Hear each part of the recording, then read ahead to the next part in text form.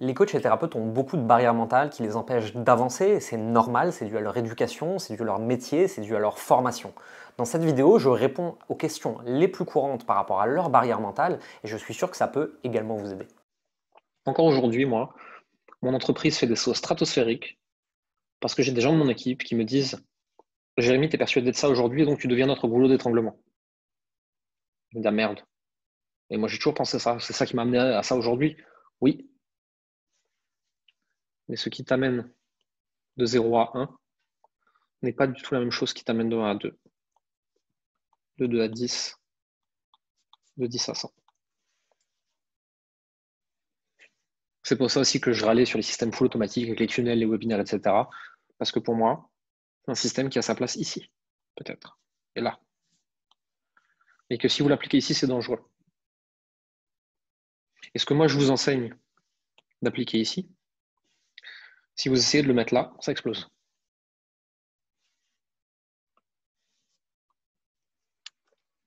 Chaque croyance a sa place à un endroit, et chaque système a sa place à un endroit.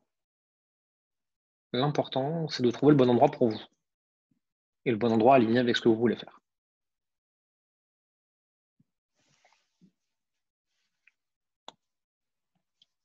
Et on va passer aux questions-réponses sur tout ce qu'on s'est dit aujourd'hui. Je vous propose qu'on prenne une vingtaine de minutes pour les questions-réponses. Comme d'habitude, vous appuyez sur le bouton lever la main, je dis votre nom et on commence à discuter.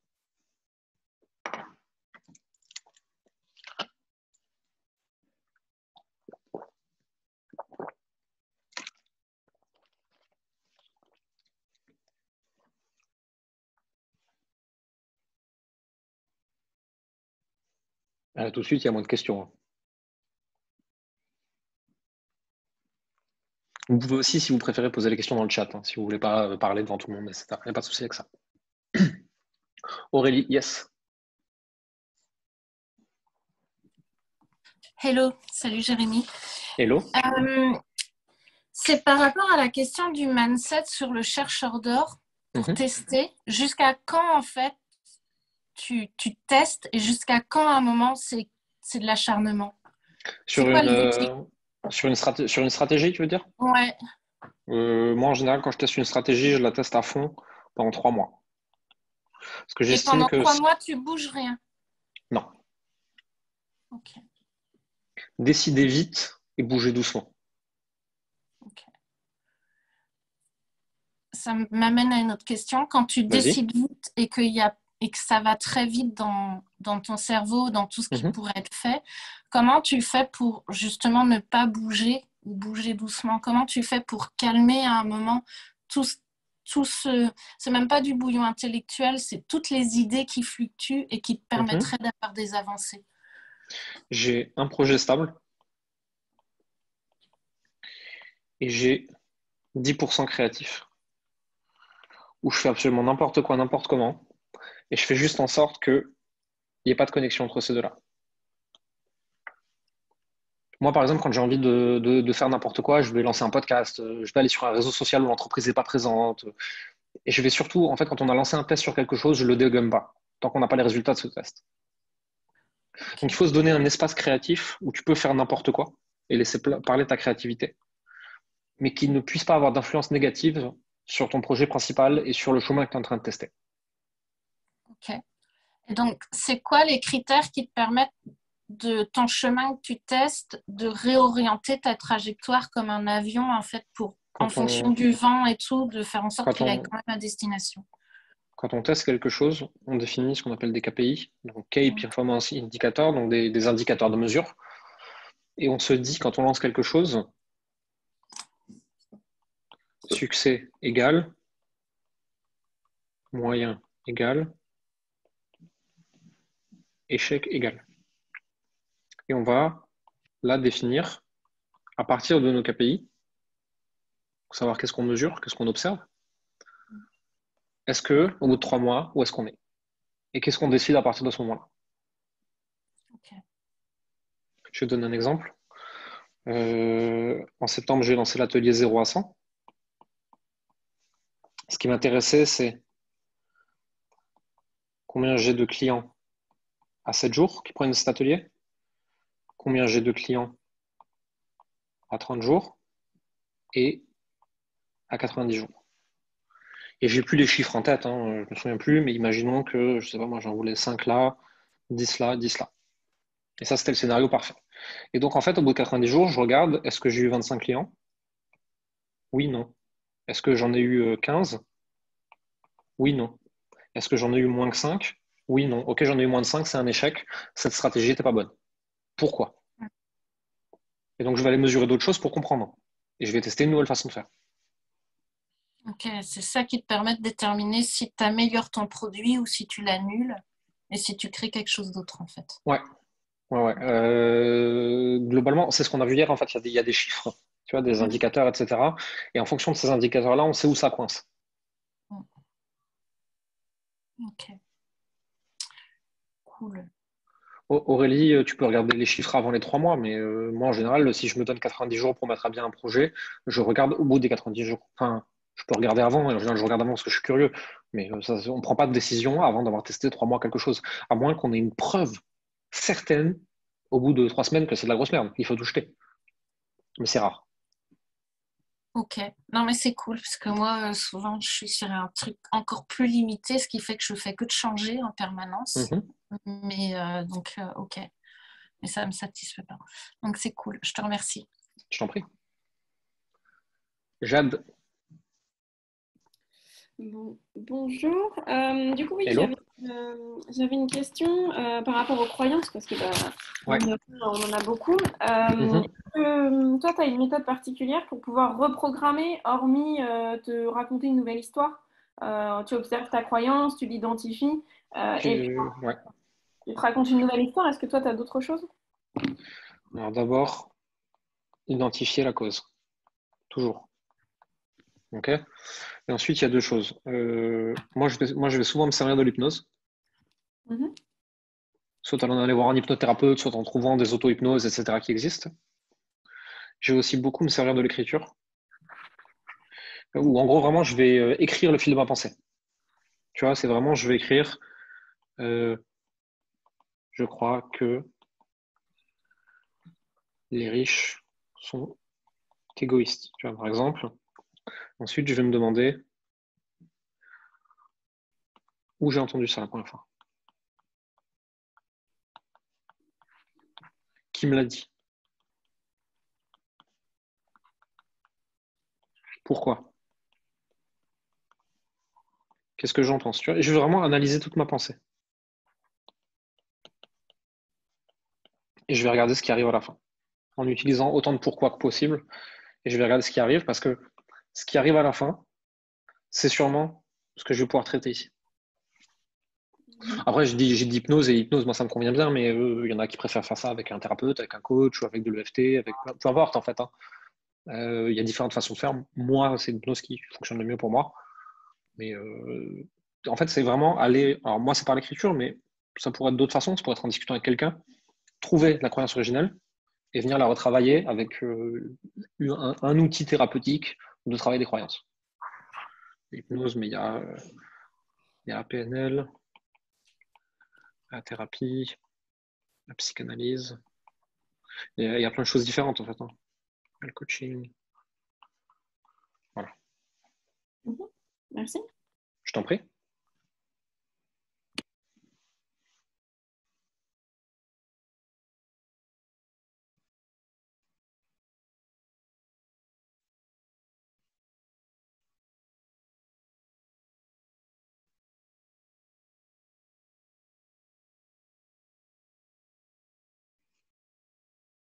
Je vois que vous avez tous plein d'opinions sur ce que j'ai donné comme exemple dans les commentaires. Encore une fois, moi je suis pas thérapeute, hein. Donc effectivement, je vais des fois utiliser des mauvais mots, des mauvaises expressions, placer au mauvais endroit, etc.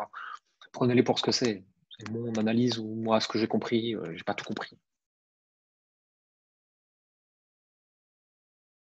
Bertrand, yes. Ouais, bonjour. Du coup, j'avais une question Mhm. complètement en lien avec le sujet d'aujourd'hui. Est-ce que tu penses que c'est un atout ou un risque de proposer directement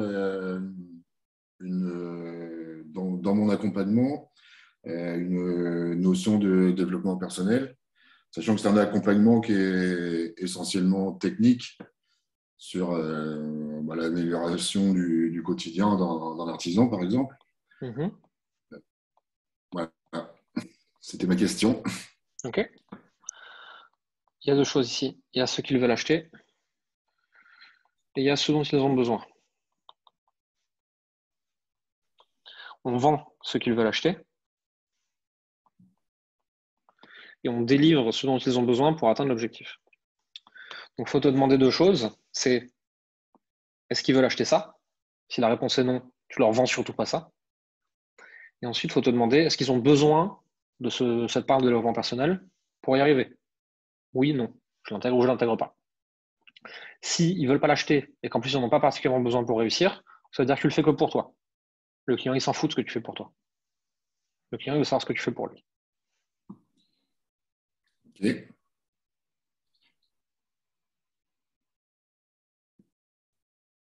Par rapport à ta question? Ouais, ça répond. Après, dans ma démarche, j'ai essayé de construire une valeur ajoutée supérieure en implémentant ça en plus. C'est pas toi qui décides de la valeur ajoutée, c'est la perception du client. Si le client s'en fout, ça n'a aucune valeur ajoutée que tu rajoutes un truc. Je vais te donner un exemple. C'est moi, je suis végétarien et au supermarché, ils m'ont rajouté 1 kilo de poulet. Ça n'a pas de valeur ajoutée pour moi. Sûr. C'est la même chose. Okay. Si ton client il est intéressé par ce que tu veux rajouter, ça a de la valeur. S'il s'en fout, ça n'en a aucune. Ça va juste rajouter du temps de travail pour toi. Ok. Du coup, ce serait pourquoi pas à présenter dans le cycle de la page de vente, mais comme option. Juste demande au client, en fait. Ouais, voilà. Ouais. Demande au client, demande aux prospects si ça les intéresse. Ok. Tout simplement. Ça les intéresse, tu fais ça. Ça les intéresse pas, tu fais pas ça. Et si toi, tu as quand même envie de faire ça, il va falloir trouver une autre façon de le faire. D'accord. Au top, merci. Je t'en prie. J'ai une question dans le chat. Pourquoi tu n'es pas coach? Parce que je suis avant tout un marketeur. C'est ça mon métier, c'est ça qui est ma passion, etc. Le coaching, alors déjà, j'ai aucune certification, j'ai aucune formation, je me suis jamais formé au coaching. J'ai appris des outils de transmission de l'information, mais j'ai rien appris en lien avec le coaching, même si j'ai des bases parce que j'ai lu plein de livres, etc. Je pense que je n'ai pas particulièrement envie de faire ce métier. Je sais le faire parce qu'il nourrit mon métier de chef d'entreprise et mon métier de marketeur. Et parce que de toute façon, marketing et coaching, c'est la même chose. C'est juste appliqué à des endroits différents. Aujourd'hui, je ne me considère pas comme coach parce que je n'aurais pas envie de faire ça toute la journée, en fait. Tout simplement.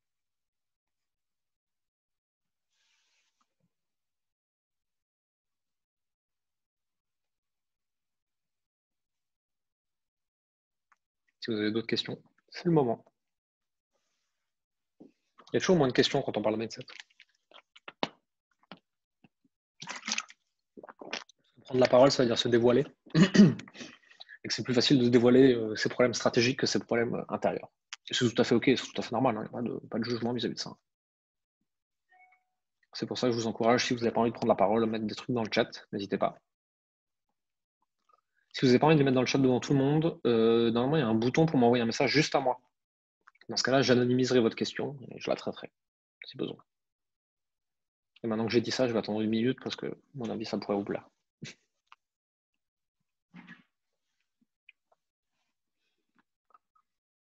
Après, il faut aussi en avoir conscience, c'est ça le plus dur, ouais, bien sûr.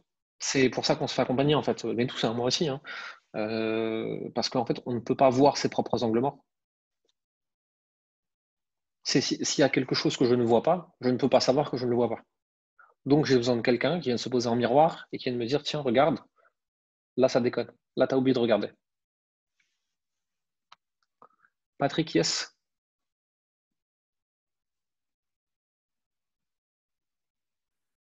Ouais, j'avais oublié de mettre le micro. Ben, tu vois, moi, j'ai pas de questions, mais plutôt, tu disais qu'on pouvait se confier. Tu as justement donné l'exemple de ce que j'ai, le syndrome de l'imposteur. Parce qu'évidemment, bon, je crois que tu me connais, j'ai énormément d'expérience. Ouais.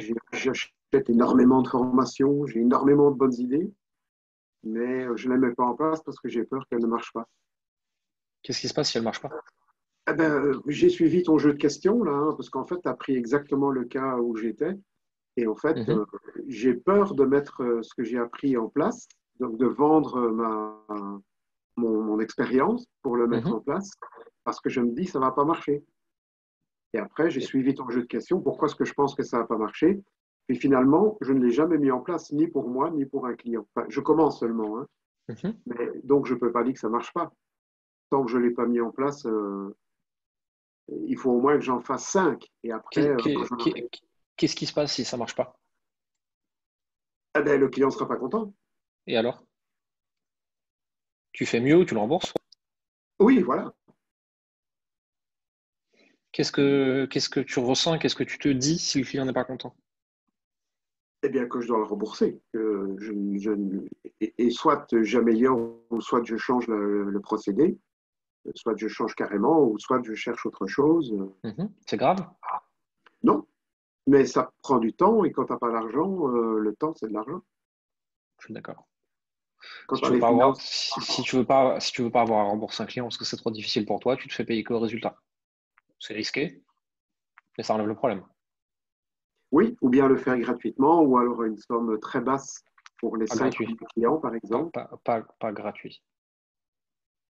Non, à minima, si c'est une personne influente contre un témoignage, à la rigueur au résultat, à la rigueur avec des conditions de paiement, etc., etc. Mais arrêtez de travailler gratuitement. Ça ne vous sert pas. Non, gratuitement, je ne le ferai pas, mais un montant très très bas, juste un certain nombre de clients pour vérifier que en fait, tout se passe bien. Et alors après, on peut augmenter tout doucement ses prix selon les résultats qu'on obtient pour les suivants, hein. Ça, c'est un truc qui me plaisait bien. Faire payer 2500 balles à un client sur un essai que je ne suis même pas sûr moi-même que ça va fonctionner pour lui, ça me gêne. Il y a plein de façons de faire, hein. Je suis en train de t'en mettre là.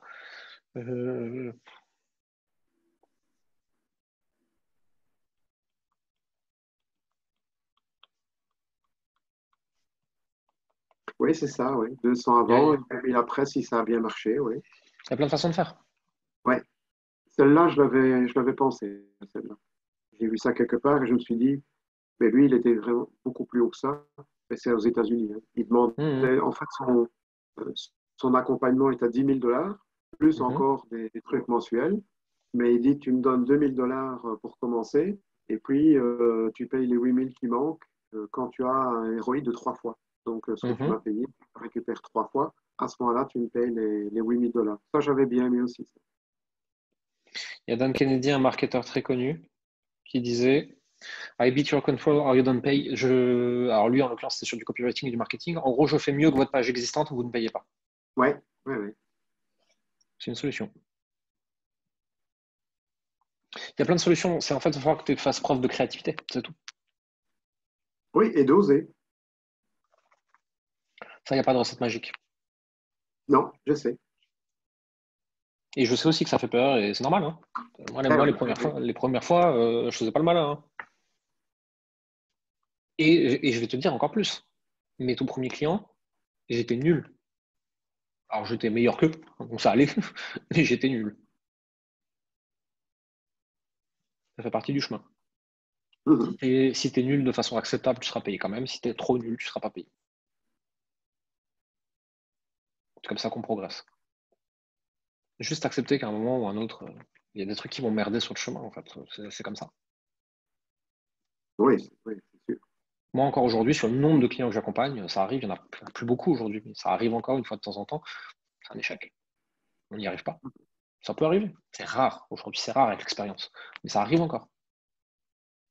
Si moi, avec mon expérience et ma compétence, je peux accepter l'échec, tu peux l'accepter aussi.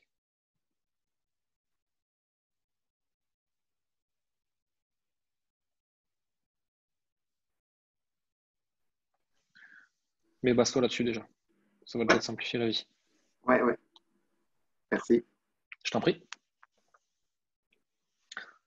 Je vais regarder un peu tout ce qui se passe dans le chat. Des blocages de recevoir. Alors, si tu as un blocage sur recevoir, il faut savoir pourquoi. Il faut creuser. C'est pourquoi tu n'arrives pas à recevoir. Qu'est-ce qui s'est passé dans ton enfance où tu as l'impression que chaque fois que tu as reçu, il y a un truc qui déconne. C'est de ce côté-là qu'il faut aller creuser.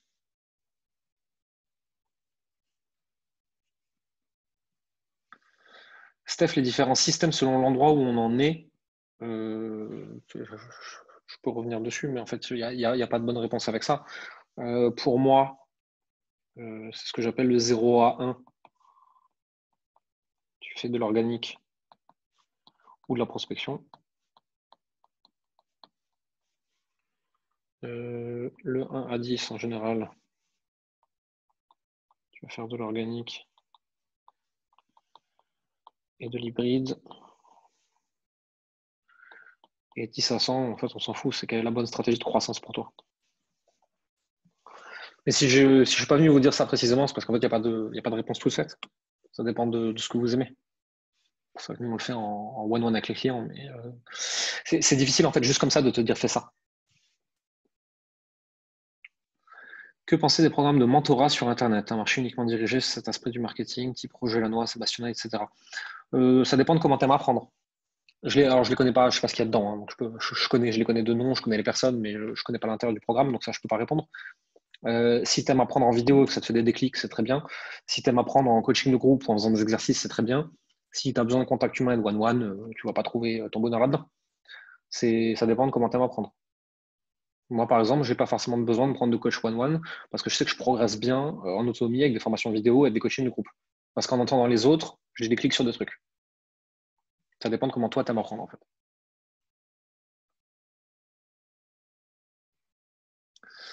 Comment s'y prendre pour comprendre ce qu'attend son client cible sans sombrer dans la pure spéculation? Lui demander ce qu'il a acheté, pourquoi il l'a acheté, qu'est-ce qu'il veut, qu'est-ce qu'il désire, etc. Il faut aller parler avec. Il n'y a pas de secret. Comment ne pas ressentir le syndrome de l'imposteur quand on n'a pas ou peu de clients? Commencez par un client à la fois et essayer d'être meilleur. Peut-être aller travailler pour d'autres personnes, peut-être faire des tests pour soi-même, pratiquer. Mais de toute façon, en fait, le syndrome de l'imposteur, c'est normal, hein, vous allez le ressentir, vous allez toujours le ressentir. Moi, encore aujourd'hui, il y a plein de fois où je me dis, oh là là, je vais me faire démasquer. Je fais partie des meilleurs sur le marché français dans ce que je fais, et pourtant j'ai encore l'impression certains jours que je vais être démasqué. Je suis pas sûr, en fait, qu'il faut chercher à ne plus le ressentir. Il faut juste accepter que c'est là.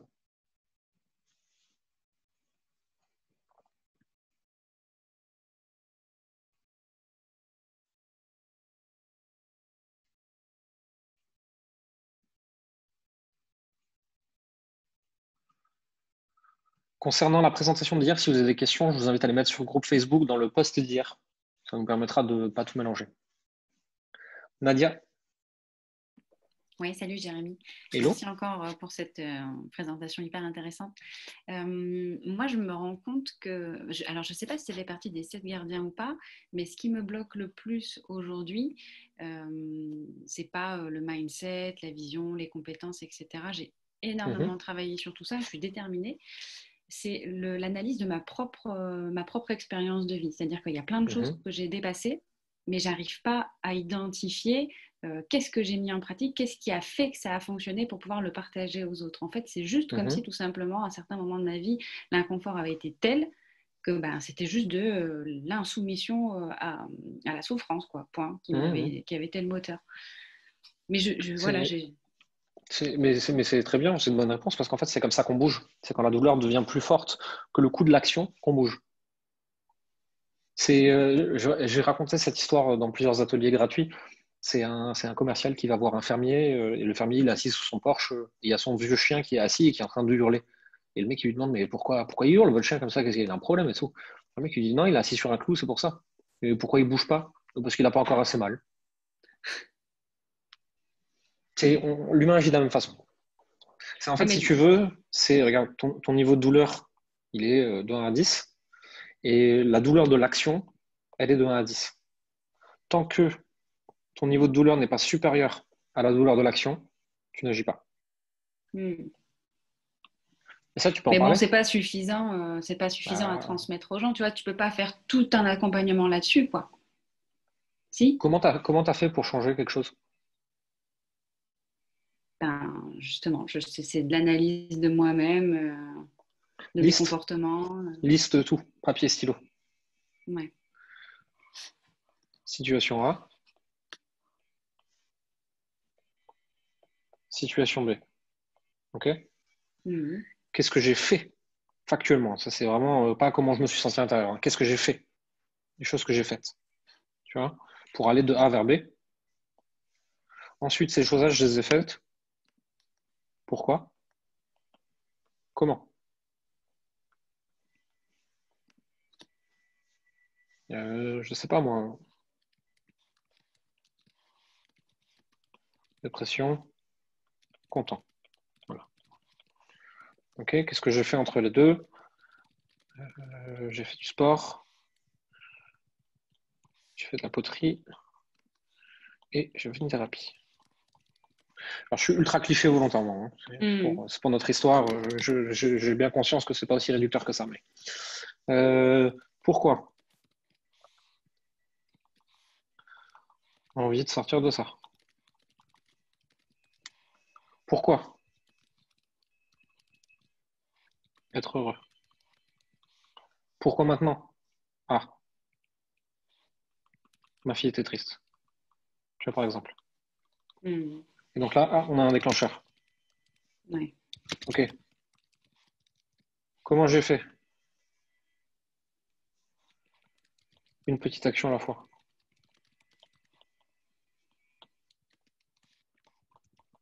Par quoi j'ai commencé? Et ainsi de suite. Et c'est comme ça que tu analyses en fait. Ouais, ok. Et avec ça, tu arrives à avoir des réponses bien plus précises sur comment tu as fait pour dépasser ce que tu as dépassé. Mais après, tu peux aussi demander à quelqu'un de t'aider en fait. Hein. Tu prends quelqu'un qui t'a confiance, que ce soit un professionnel ou pas. Tu lui dis, je suis passé de là à là, j'ai besoin que tu creuses dans ce que je suis en train de te raconter pour qu'on arrive à te déterrer. Ouais. Oui, je pense que l'accompagnement, c'est essentiel. Bon, après, c'est pas obligé d'être un professionnel. Hein. Ça pourrait être un ami très très proche qui a un peu de curiosité en lui et qui va te poser les questions et t'aider à te les poser. Ouais. Et oui, bien sûr, ça ira toujours plus vite qu'un professionnel, mais c'est pas une obligation. Merci. Je t'en prie. Pot de cire. J'espère que je prononce bien. Ouais, je vois pas ma tête là, je sais pas à quoi on ressemble. Non, ça va. Ça va. J'ai une question. J'ai eu pas mal de déclics récemment. Honnêtement, tes vidéos, ton univers, ton honnêteté radicale, vraiment, je kiffe. Merci. Et je voulais savoir comment je peux ralentir mon rythme de mes journées. J'ai l'impression de bosser 16 heures, d'être tout le temps, même 18 heures plus. Même le soir, d'avoir tout d'être comme si j'accouchais d'un coup. Est-ce qu'il y a des manières de ralentir ça, une croyance derrière? Je pense que je vais m'y mettre. Avoir d'autres activités stimulantes qui n'ont rien à voir avec ton boulot. À venir concurrencer, quoi. Voilà. Les faire voir des gens que tu aimes bien, sortir sur ton téléphone, faire du sport, lire un livre qui n'a rien à voir avec le business. En fait, c'est t'investir dans des activités qui n'ont rien à voir avec le business. C'est très dur. Hein. Moi, en tout cas, je n'y arrive quasiment pas. Donc, je te dis ça, je connais la théorie. Si tu veux. Moi, je suis ultra passionné de marketing, de business, d'entrepreneuriat et tout. Donc, c'est mon obsession, nuit et jour. Mais j'essaie quand même de trouver des petits moments où je fais autre chose, quoi. Ok, ouais, donc, il n'y a pas de. Ouais, je Et voulais ça. après, il faut aussi te demander est-ce que ça me pourrit la vie ou pas? Est-ce que ça nuit à quelque chose dans ma vie ou pas? Parce qu'en fait, l'excitation, l'adrénaline est le fait d'être à fond tout le temps. Si ça nuit à aucun pan de ta vie qui est important pour toi, en fait, foncièrement, on s'en fout. Hein. Tu as le droit d'être un obsessionnel de ton truc si ça te fait pas chier. Ouais. Bah, j'avoue, un peu, je me mets dans des ermitages, moi. Je prends une baraque, je la loue et je fais que ça. Donc, c'est. Trouve des gens marrants et intéressants pour faire la même chose avec toi dans la baraque. Ouais, petite résidence et tout.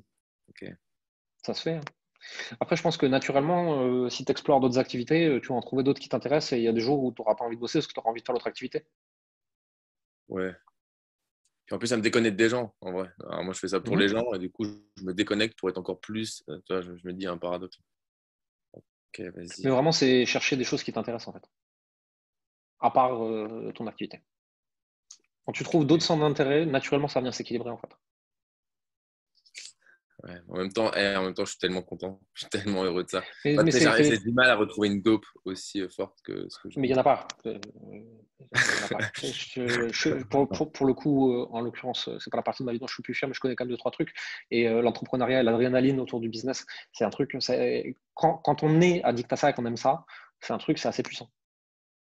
Parce que c'est un jeu permanent en fait. Il y a des shoots de dopamine toute la journée avec les extrêmes inverses aussi. Hein. Les hauts sont très forts et les bas sont très durs. C'est pour ça que c'est aussi addictif comme activité et que autant d'entrepreneurs sont autant obsessionnels. C'est pour ça que c'est important de faire aussi un petit peu d'autres choses à côté. Mais je pense que cette notion d'équilibre de vie, elle à mettre entre guillemets, en fait, je pense plutôt que tu navigues d'un déséquilibre à l'autre et aujourd'hui dans ta vie, c'est le business, c'est ça qui prend le plus de place. Demain, ça sera peut-être autre chose. Et c'est à toi de décider. Ouais. Non, mais j'ai peur de me coincer dans l'image d'un père ou d'un gars qui est trop voilà, focus sur ses projets, pas assez ouvert, pas assez d'empathie et tout ça. Moi, j'ai peur. C'est mettre de la conscience sur l'ami, le conjoint, le père que tu veux être et mettre les actions en place dans ce cas-là pour cette personne-là. Ouais, limite, je vais rouvrir d'autres projets pour être. Ok, merci. Je t'en prie. Dernière question, Aurélie. Ouais, ça rejoint un petit peu, mais dans l'autre sens, c'est comment tu gères l'impatience quand tu n'as pas les résultats tout de suite et que à un moment, en fait, ça peut te mettre en donne. Comment tu gères ce truc de certitude et de foi que tu traces ta route, tu continues et que ça va arriver, en fait? C'est tomber amoureux du process. Aimer ce que tu fais au quotidien. Ok. C'est pas évident. Hein. Moi, je dois atteindre certains résultats, tu vois. Et en même temps, vous parler là comme je fais aujourd'hui, écrire des contenus, parler à mes nouveaux clients, voir les membres de mon équipe se développer et grandir, c'est ultra cool pour moi. En fait, si je peux continuer à faire ça tous les jours, je m'éclate. Et donc, ouais, je suis pas encore là où mon ego il veut aller, mais mon quotidien il est cool, il est agréable, j'aime le métier que je fais. Donc, si je prends du plaisir aujourd'hui, demain est moins important. Alors, ça, c'est la théorie. Bon, il y a plein de jours où je n'y arrive pas. Hein. Il y a plein de jours où je me dis, je veux être à tel endroit, je n'ai pas content. Et encore une fois, pareil, comme avec le syndrome de l'imposteur, il y a certaines émotions, certains sentiments, il ne faut pas essayer de les enlever, il faut juste accepter qu'ils soient là. Okay. J'ai un ami qui répète cette phrase que j'aime beaucoup, tout est parfait dans ce monde, y compris ma volonté de le changer. Ok, ouais. C'est accepter en fait ce qui est là et ce que tu veux. Tu vois, c'est de dire par exemple, je sais pas moi, je veux 100K. C'est complètement un objectif qui est lié à mon ego. C'est OK. C'est OK de le vouloir et de tout faire pour. Et c'est OK que je ne l'ai pas encore. C'est-à-dire que ça ne veut pas dire que parce que ça vient de mon ego, je ne dois pas me battre pour l'avoir. Mais ça veut aussi dire que j'ai le droit de moins me stresser, quoi. Parce qu'en fait, la vérité, c'est que tout objectif, toute envie va être éclipsé par la suivante une fois que tu l'auras. Crois-moi, il n'y a vraiment aucun palier qui change ta vie, en vrai. Tu changes de problème, tu changes d'obsession, tu changes de problématique, plein de choses, mais ça ne va pas changer ta vie. C'est une interview entre Neil Strauss, qui est un auteur américain, et je crois que c'était Lionel Richie, je ne sais plus. Et en gros, il lui disait, ça fait quoi d'avoir réussi dans la vie, quoi. L'autre, il lui disait, en haut de la montagne du succès, il n'y a que toi et tous les efforts que tu as fait pour en arriver là. Il n'y a rien. Tu atteins 50K, il ne se passe rien. Tu atteins 100K, il ne se passe rien. Tu atteins 1 million, il ne se passe rien. Tu atteins 10 millions, il ne se passe rien. Il n'y a rien de spécial qui se passe, quoi. Ok. Donc, plus j'aime le process, en fait, plus je kiffe ma vie comme elle est. Ouais. Et plus, en fait, peu importe les résultats, ça ne dit rien de moi. Et en fait, ça me permet, en fait, de rester focus sur ce que j'ai envie et de défocuser sur les résultats, quoi. Exactement. Okay. Et ça peut aussi te donner de très bons indicateurs sur la croissance de ton entreprise et à quel moment tu vas t'arrêter. À savoir, je ne sais pas moi, jusqu'à 100 000, mon métier c'est ça, cool, j'aime bien. Tiens, je veux passer à 250 000, mais ça va me demander de faire ça, telle chose. Est-ce que j'aime? Est-ce que ça va me plaire comme métier? C'est pour ça que moi j'ai beaucoup dit aux gens, on vous vend tous d'aller faire 1 million, mais pour faire 1 million, voici le rôle que vous allez avoir dans votre entreprise. Je ne suis pas sûr que vous aimiez ça. Quand tu veux faire 1 million, 5 millions, tu passes beaucoup moins de temps, par exemple, à parler aux clients et à t'occuper d'eux. Ouais. Donc pour quelqu'un qui est coach, qui est thérapeute et qui veut passer le plus clair de son temps à accompagner les gens, à moins de recruter des directeurs, des machins, des trucs, moi aujourd'hui, je coach plus autant que quand je faisais 50 000. Okay. Et moi, c'est OK pour moi, parce que moi, je suis un fan de marketing et le coaching, l'accompagnement vient juste après. Donc moi, c'est OK pour moi dans mes choix de vie. Mais demande-toi, en fait, qu'est-ce que j'aime dans ce métier? Qu'est-ce que je veux faire plus? Et quelles sont les actions que je dois mettre en place pour maximiser ce que j'aime faire? Ouais, ok. Donc, si je veux accroître, de toute manière, si un jour je veux accroître, c'est vraiment qu'est-ce que j'aime faire dans ce positionnement-là. Ouais. Est-ce que c'est être coach ou est-ce que c'est m'entourer des personnes qui me permettront de toujours être coach, mais de gagner plus, quoi. Complètement. Moi, très vite, j'ai recruté des coachs dans mon équipe. Parce que je savais que je voulais passer plus de temps sur le marketing que sur le coaching. Mais quand ils m'ont dit coach plus du tout, je fais pas d'accord. Je veux encore le faire, mais moins. Pour pouvoir passer plus de temps sur ce que j'aime plus. La vidéo que vous venez de visionner était l'extrait d'un atelier qu'on a donné en privé pour un très petit nombre de personnes. Si vous aussi vous voulez assister en live à ce genre d'atelier, ce que je vous propose c'est simplement d'aller dans la description en dessous de cette vidéo, de vous inscrire, vous aurez un cadeau en plus en bonus, comme ça vous serez prévenu des prochains ateliers, on se verra en live pour me poser toutes vos questions. N'oubliez pas de vous abonner à la chaîne et on se voit pour la prochaine vidéo.